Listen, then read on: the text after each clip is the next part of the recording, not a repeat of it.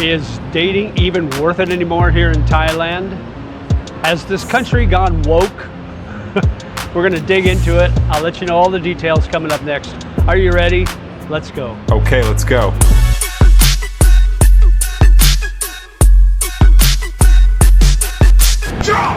Hey, what's up? It's JJ, the Lonely Bull in Asia at Burberry Craft Beer right here on Sukhumvit. And I'm just kind of hanging out, just got out of class, just enjoying the day. But I wanted to talk to you about dating again. You know, it seems to be a subject that comes up quite often. But maybe things are changing a little bit here in Thailand. I used to think that dating was pretty good here. You know, maybe not quite as easy to date as in the Philippines, but not as hard as in, say, Vietnam. But now it's like, okay, the dating's probably still the same as far as being able to find people to date, but the consequences may be a little worse. Here's what I mean by that. So they've got a new law that just came into effect. It's called Thailand's Criminal Code Amendment number 30. It took effect on December 30th of 2025, so last December. It's now in full force for 2026. Here's what it's all about. Here's where there's several different areas for this new reform. But what it does is significantly expands and modernizes offenses, especially around the harassment and consent and online behavior. So how does that affect us as expats or foreigners visiting here, hoping to find dates or girlfriends? Here's how it works. So the harassment now is a standalone criminal offense. And this is what it says, basically. Acts once treated as petty annoyances are now criminal harassment, which includes comments, gestures, unwanted staring or touching, cyber harassment, messages, images, stalking online, pursuit, surveillance, stalking that causes distress or fear. Penalties vary by severity, including imprisonment and pretty significant fines.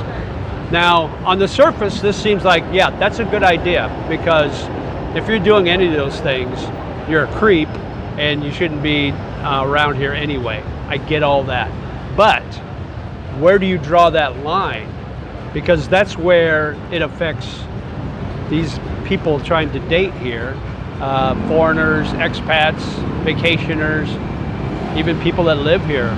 Say you meet a girl online, on a dating site online, and everything's going well, and you start flirting, innocent enough, that she could turn that around and say, you are harassing me, and she could hold that against you. Take that a little farther. Maybe you meet and she doesn't like the way you talk or whatever. She could say that you harassed her. There's a lot of gray area in this, guys, and that's why I want you to be aware of, because it could really affect the dating scene. The obvious things where it actually happens, and the guy is guilty of all these things. That I understand, and that you need to police, and that you need to take care of. I get all that. But when does it become a he said, she said thing? And if you're a foreigner in a foreign country, it's hard to get the law on your side always. Sometimes, yeah, but not every time, and most times, no. Most times they will take the word of the local. So if you're in that dating thing, you could be in that danger zone, as Kenny Loggins would say. Is teasing okay? Flirting, is that okay? How far does the flirting go before it's not okay? Inference, sexual references, you may seem like it's okay to begin with, but maybe she's just setting you up, and eventually she's going to knock you down. Okay, what is their motive?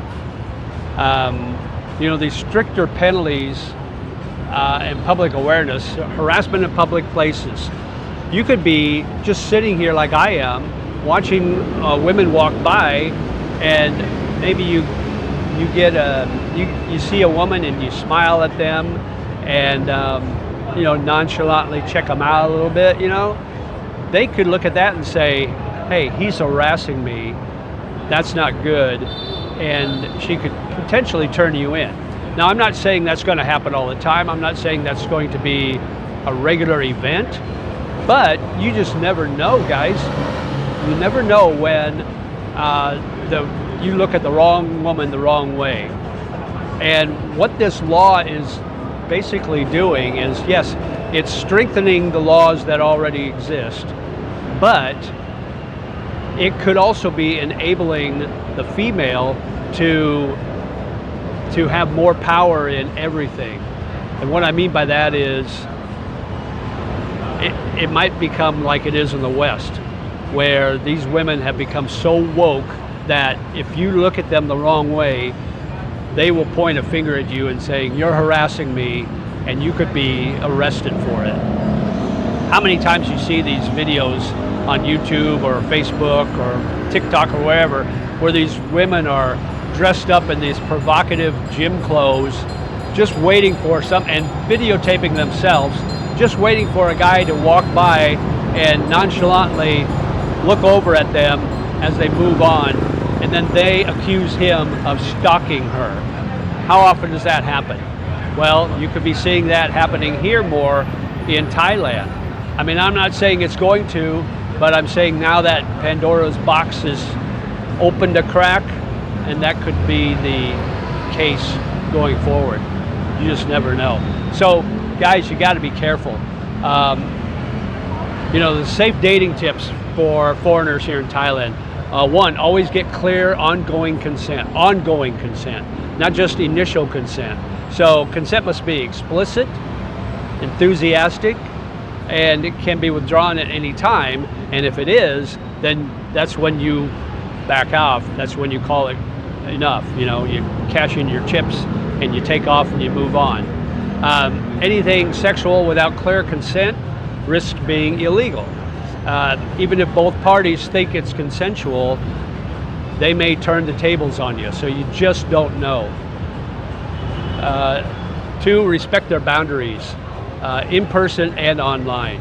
So even if you think things are good, don't be sending sex messages or, you know, inappropriate photos.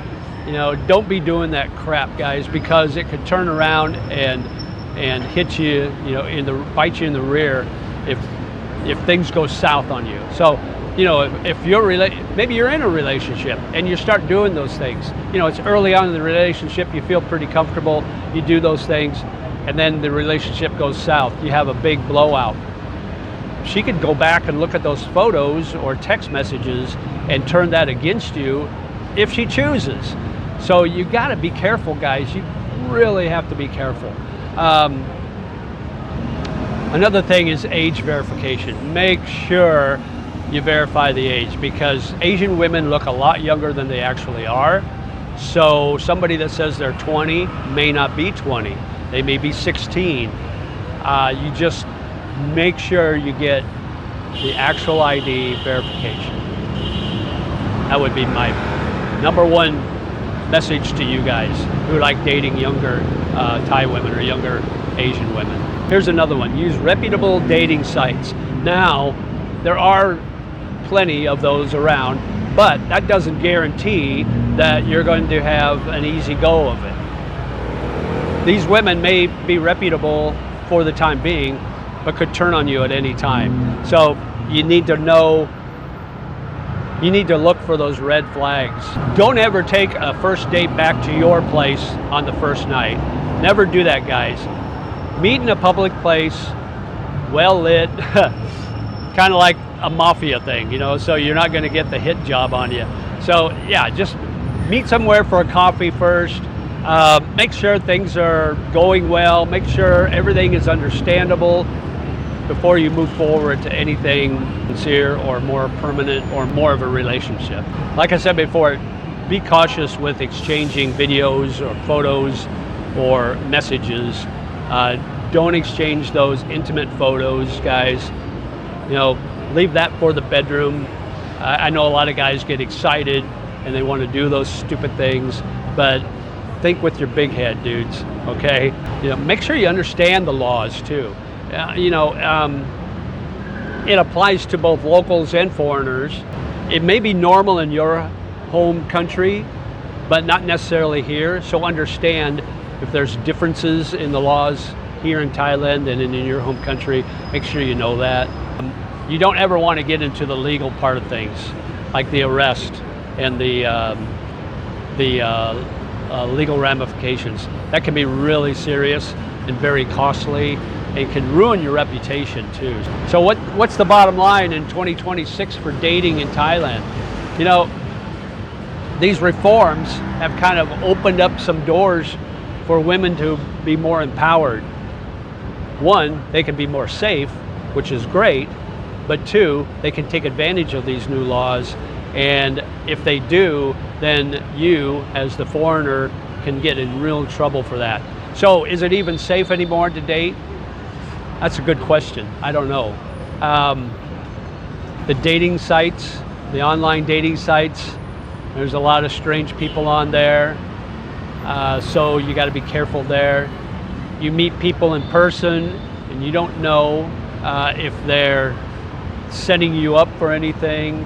A lot of the times they're looking for those farang that have money, so they can extort that from you and kind of blackmail you into those things. And now with this new law, it makes it a little easier for them to do that.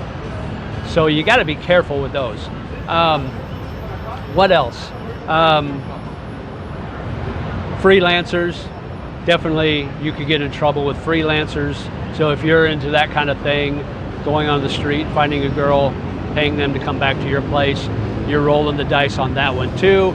That's a definite crapshoot, and you could set yourself up for some big time problems with that. Really about the only safe place to go now are bars where you can get a bar fine.